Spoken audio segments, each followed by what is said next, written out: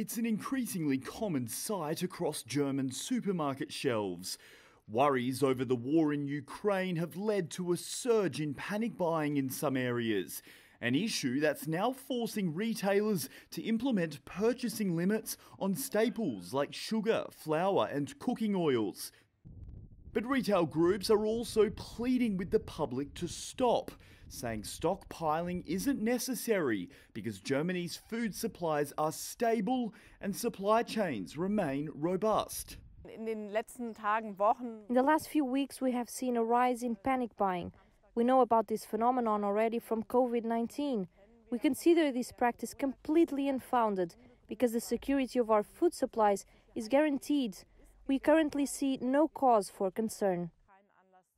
But the longer-term impacts may still be to come.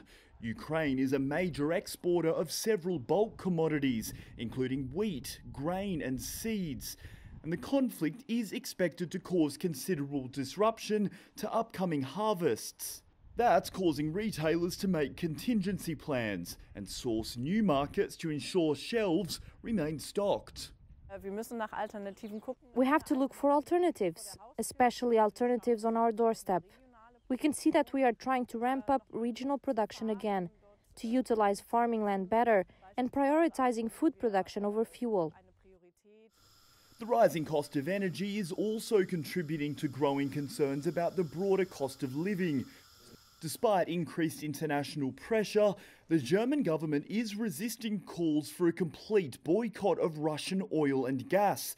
Political experts say that that's in large part because the cost of doing so would be politically very challenging for German politicians. But I'm not so sure if German society is willing to actually risk undermining its current lifestyle. I think many commentators and more commentators are currently starting to say things like the Germans had it too good for too long.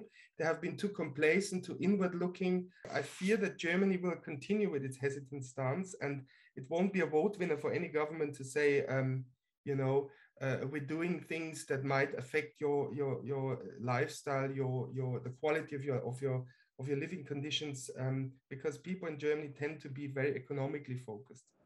But while those conversations are happening here and right across Europe, there's also mounting concern about how the war will affect countries in the developing world that rely on Ukraine for their food supplies. NGOs say that the conflict could cause famine in many parts of the globe, where, unlike Europe, large silos of food reserves simply do not exist.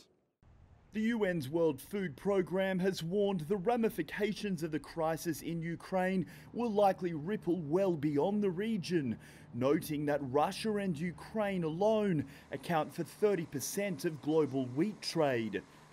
And with many of those shipments held up because of the situation in Ukraine, many countries are now desperately trying to find other sources to backfill lost supplies, which in turn pushes up prices. It's a dangerous cycle the UN is warning could lead to a humanitarian disaster well beyond Ukraine's borders, as some of the world's poorest nations struggle with what are expected to be severe food shortages.